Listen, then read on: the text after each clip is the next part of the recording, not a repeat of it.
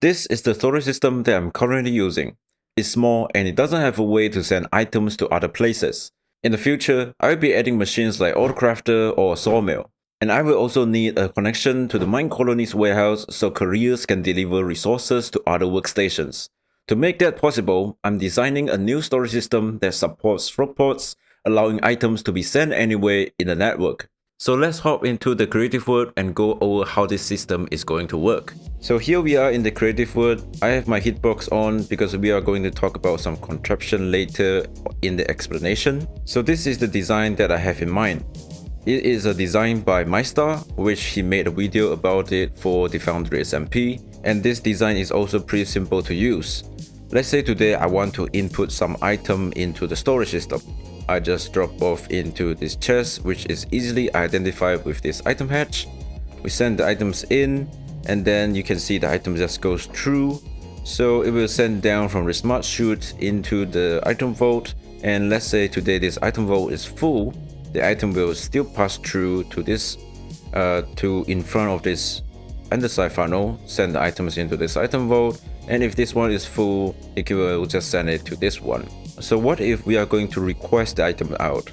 We are going to use this contraption over here. So we have the portable storage interface here, which I will be saying PSI for short later in the video. So if we were to request for an item, let's say today I want to get some spruce logs out, I want to send it to retrieve, and then it will send the items straight into this storage. So how this works is also fairly simple. You request the item from the stockkeeper, it will send a signal into the stock link requesting for the items, and then this packager will package the items out from the item vault, send it through the chute into this PSI, and then this PSI will send it into this contraption, and the item which is request to send to retrieve, which we have a filter over here which is set to retrieve, and the item will end up into this chest. And the storage below here also works the same. We have a stock link which is linked to the same network.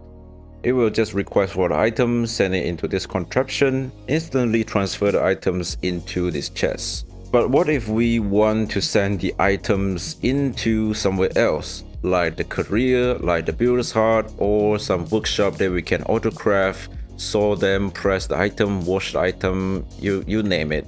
What if we want to do that? That's why another filter is here to save the day. So this filter is set to non-retrieve. So anything that is not retrieved will end up into this chest. So inside here I already have one. So let's say today I request from the blaze burner and we want to send it to saw to like cut the logs into planks and or strip it.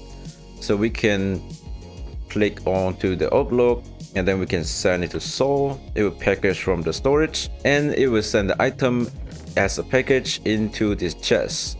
And then this Frogport will detect if there's anything in the storage and it will send the items out onto a chain conveyor which links to the designated locations.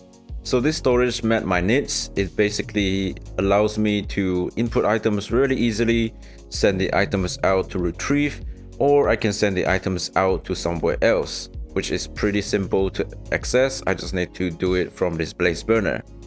And we also have another thing here, which is the package Frogport, which is sitting on this part, and a barrel over here. So what this does is that this barrel acts as a buffer.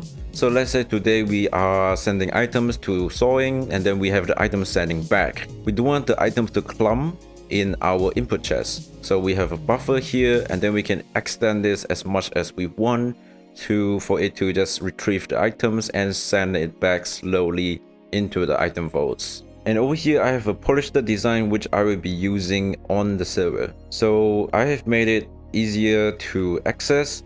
So we have an input chest over here, easily identified with an item hash next to it. We have an output chest here, can be identified with this blaze burner next to it. And then we have another chest here which is basically just a temporary storage that does nothing, because I often have the problem of, like, let's say today I have a clipboard and it is listed all the materials that I want to use on a certain place. I don't want to put it back into the storage system, so I don't need to like look for it in the vast ocean of items. So I can just put it into this chest for later. And over here I have a valve handle and a copper bulb. What this does is that it is an indicator for me to see if the system is online or not. So let's say today we have the contraption in its storage state, which is not working, which if I were to request for items, it wouldn't send out from the storage system. I will need to turn this valve handle, which assembles the machine, as you guys can see here. Then the system is online, ready to send items out from the storage system. This probably wouldn't cause too much issue, which I would be turning it on, but I guess it is a pretty good indicator for telling me if the system is working or not. So how this works is also fairly simple. We have a smooth tone here, which observer is looking into it, and then we have another observer to just funnel the power into this copper bulb. So how does a copper bulb works is also fairly simple. If we power it once, it will lit up, and then when we power it again, it will unlit. So let's say today the smooth tone is being assembled into a contraption. Then it will basically turn transparent, updating the observer, sending a signal into this copper bulb. Just like so. And then when the smooth tone turns back into a solid block, it will also update the observer and turning off this copper bulb. And over on this side is where the non-retrieval items will go, which is this filter. The item will get sent into this chest, which there's a Frogport sitting on it. And over here we just have another packager, which is the storage. So let's say today we have something sent out and then they are sending back in.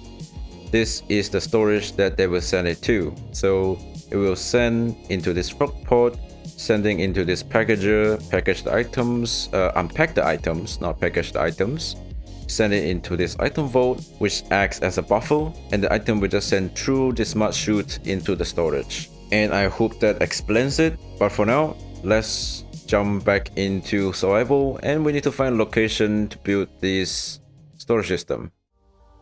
But when it comes to building, it has never really been my strongest skill. But after finishing the storage system, I couldn't wait to see how it turns out.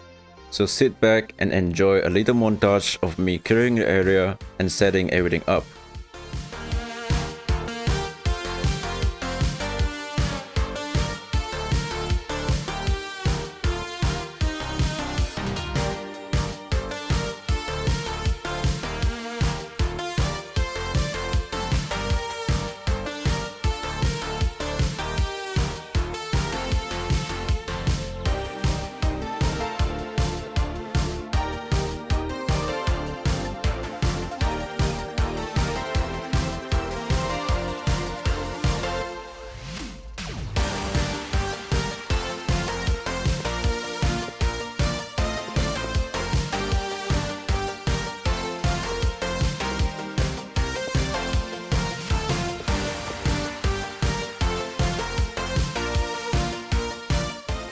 So if I were to request for cobblestone, send it, and then yep, it will just go to here. And then if I were to input the chest, input the items back into storage, I just use the chest below.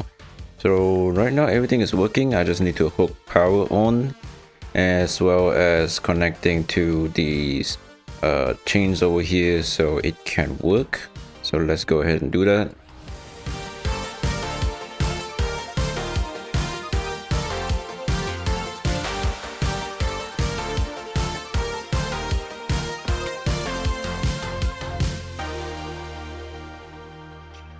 Alright, so hope you guys enjoyed the little montage. So far I've done connecting the chain ring to the builder's hut. So the builder is over here, and we should be able to see the frog pot over there, which will be retrieving the item from the chain. And another thing is that I also have done on the stash. So the stash over here, this block is by MineColonies. So you can put items inside, and then the courier can detect it and then take the items from it and deposit it into the warehouse. So currently I'm upgrading the warehouse, so my builder should be requesting build materials anytime now. So right now our builder has started working on a warehouse. I should be able to see the requirements for building the building. Some of the requirements can be already sent from the warehouse itself, but some are just still required for upgrading the building. So what I can do is I can come to my storage system here. So 300, oh, that's too much. 301 cobblestone, and then I can send this directly to the builder's hut like that. And then we need 105 cobblestone stairs. Let that send this to retrieve for now. I also need a stone cutter. So it's, yeah, as you guys can see, the cobblestone has been checked because we have all the resources sent to the builder's hut. And then let's go ahead and try something else. Like, I think we can also give ladder and oak. Give ladder and oak trapdoor a try. And in the meantime, let me also craft this stone stairs up. So stone up, cobblestone stairs, and then send that there. So 105 cobblestone stairs, send that to builder. And then we have ladder, we just need 7. And we need oak trapdoor. Do I have oak trapdoor? I do not. Let's send this now.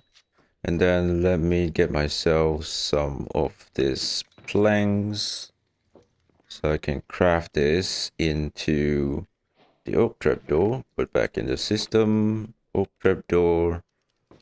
Grab that, send it to the builder. So now the package are now sending to the builder's hut. And then any second now, it will be, well, this one will just disappear. It will just be checked as it has all the resources needed. Ah, there we go. So yeah, this is actually pretty useful because every time when I need to like send items to the builder's hut, I will need to take the items, go to the builder's hut, fill in the requested resources. But now I don't need to because we have technology. And what else? I need a lot of racks. So between setting up the storage system, I also go ahead and linked up my the system with the tree farm. So this link over here is linked to the same network as the storage system, so I can access all the logs over here.